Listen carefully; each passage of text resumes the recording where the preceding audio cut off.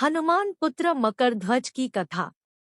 पवन पुत्र हनुमान बाल ब्रह्मचारी थे, लेकिन मकरध्वज को उनका पुत्र कहा जाता है। यह कथा उसी मकरध्वज की है। वाल्मीकि रामायण के अनुसार लंका जलाते समय आग की तपिश के कारण हनुमान जी को बहुत पसीना आ रहा था।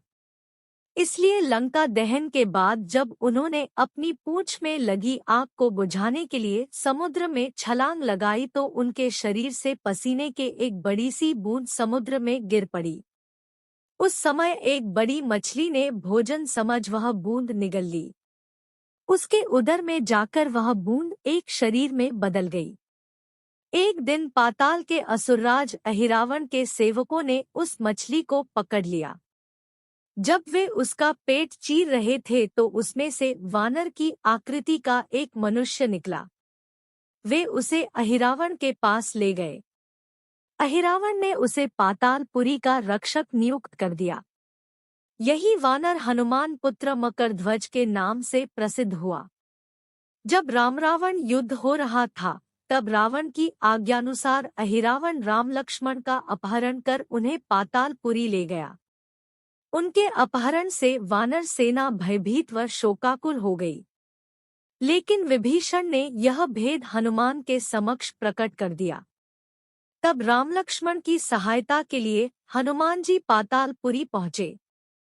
जब उन्होंने पाताल के द्वार पर एक वानर को देखा तो वे आश्चर्यचकित हो गए। उन्होंने मकरध्वज से उसका परिचय पूछा। मकरध्वज अपना परिचय देते हुआ बोला, मैं हनुमान पुत्र मकरध्वज हूँ और पातालपुरी का द्वारपाल हूँ।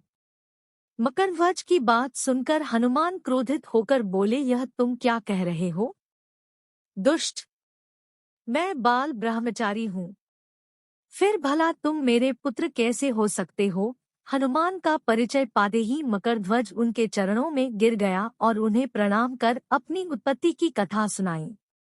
हनुमान जी ने भी मान लिया कि वह उनका ही पुत्र है, लेकिन यह कहकर कि वे अभी अपने श्रीराम और लक्ष्मण को लेने आए हैं।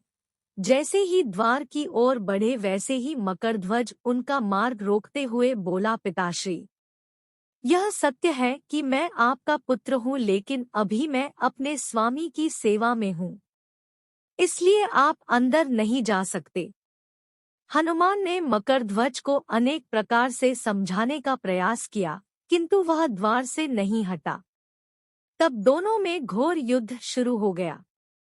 देखते ही देखते हनुमान जी उसे अपनी पूंछ में बांधकर पाताल में प्रवेश कर गए।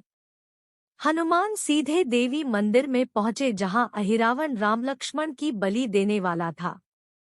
हनुमान जी को देखकर चामुंडा देवी पाताल लोक से प्रस्थान कर गई।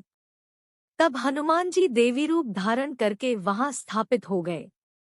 कुछ देर के बाद अहिरावण वहां आया और पूजा अर्चना करके जैसे ही उसने राम लक्ष्मण की बलि देने के लिए तलवार उठाई, वैसे ही भयंकर गर्जन करते हुए हनुमान जी प्रकट हो गए और उसी तलवार से अहिरावण का वध कर दिया। उन्होंने राम लक्ष्मण को बंधन मुक्त किया। तब श्रीराम ने पूछा, हनुमान, तुम्हारी पूंछ में यह कौन बंधा है?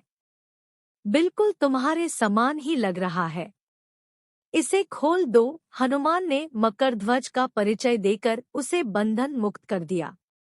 मकरध्वज ने श्रीराम के समक्ष सिर झुका लिया।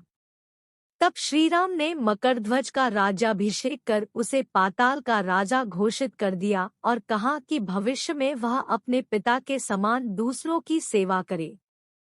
यह सुनकर मकरध्वज ने तीनों को प्रणाम किया।